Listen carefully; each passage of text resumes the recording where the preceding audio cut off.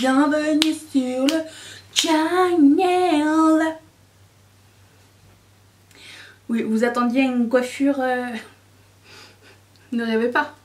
J'ai filmé ce make-up pour Instagram. Je vais essayer de pas me mettre du gloss sur les dents. Et ensuite, à la fin de cette vidéo, j'enlèverai mon gloss pour porter un masque. Je sens... Catastrophe. Je sens que c'est une très mauvaise idée ce que j'ai fait. Mais bon, bref. Aujourd'hui, on se retrouve pour un palette ranking. J'ai testé en profondeur 4 palettes. Et 4 palettes par mois, c'est une palette par semaine. C'est-à-dire que j'ai fait 3 looks avec chacune des palettes.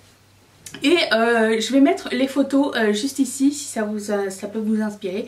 Mais j'ai filmé les looks avec ces palettes là pour Instagram et pour Facebook. Tout est dans la barre d'infos. Vous êtes invités à nous rejoindre si vous voulez voir comment on fait, si ça vous intéresse. Sinon, les looks seront présentés à côté de cette tête.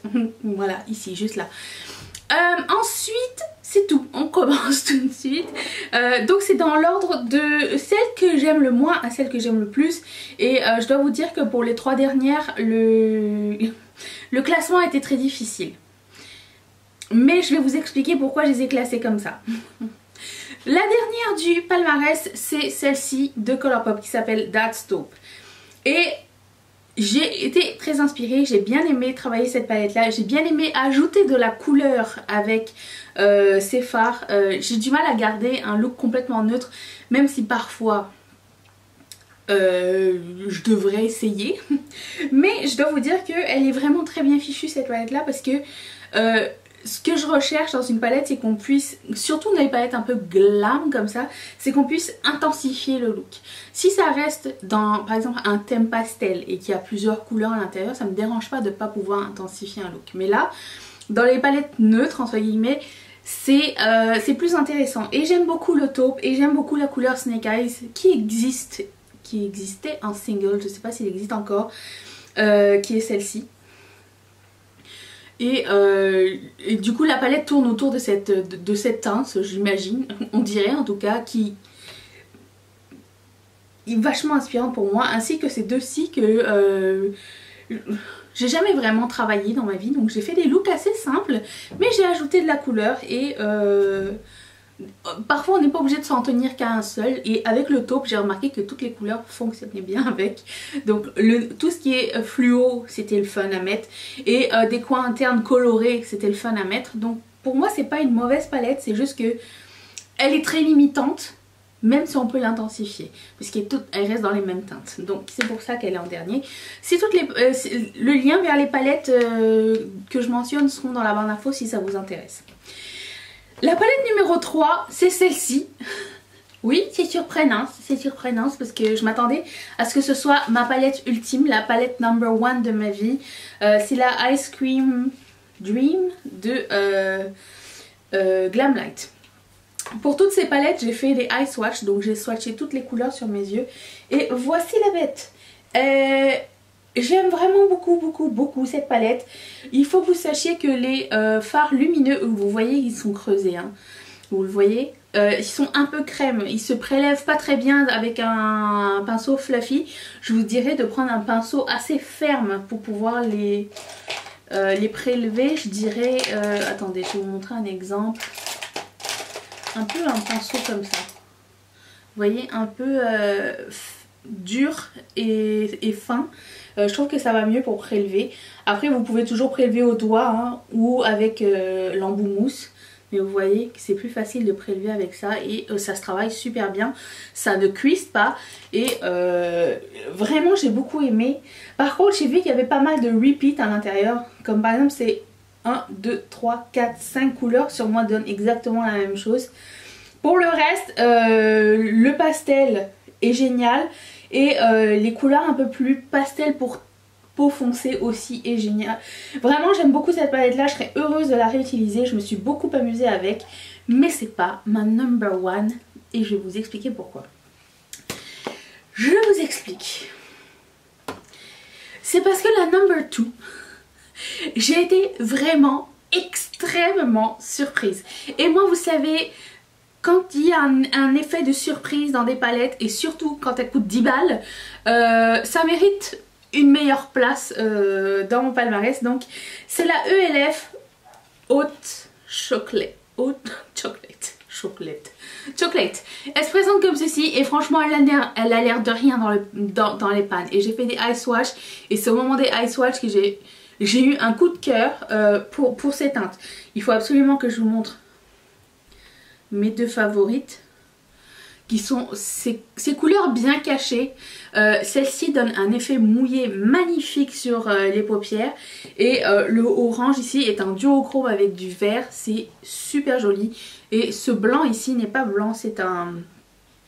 Vous savez, c'est blanc transparent avec une couleur dedans, bleutée. C'est vraiment super joli. C'est la palette ultime des fêtes, pour moi tout du moins, parce que vous avez le vert, le jaune, le cranberry et vous avez de quoi travailler ça. Vous avez un beige, grande appréciance.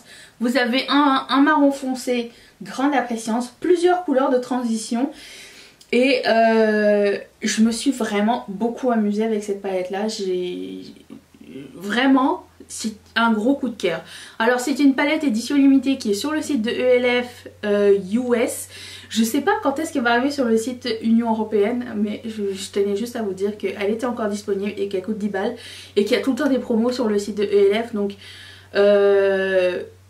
si c'est une color story qui vous intéresse, je ne peux que vous la recommander. Voilà. La number one, c'est...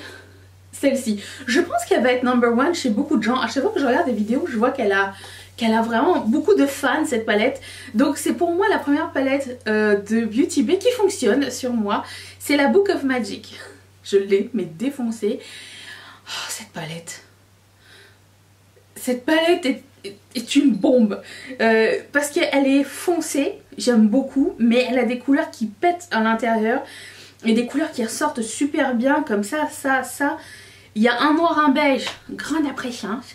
Et les fards que vous voyez ici sont un petit peu comme la Glam Light. Il faut les prélever avec un pinceau ferme.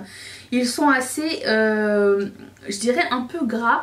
Je vous dirais de ne pas en mettre trop si vous avez la paupière grasse. Peut-être par petites couches, mais ils sont tellement pigmentés que vous n'avez pas besoin d'en mettre tant. Regardez... la bluffance et elle était à 50% et elle est quasiment gratuite sur le site de Beauty Bay. S'il vous plaît, si c'est des couleurs qui vous intéressent, n'hésitez pas très longtemps. J'ai hâte d'essayer la Sunset Horizon et franchement j'ai très hâte de voir ce que Beauty Bay nous réserve pour 2021 parce que je suis au taquet. Cette marque, je l'aime de plus en plus. Et pourquoi elle est numéro 1 par rapport à la Glam Light? C'est parce que celle-ci, elle est vachement bien éditée. Il n'y a pas de repeat à l'intérieur.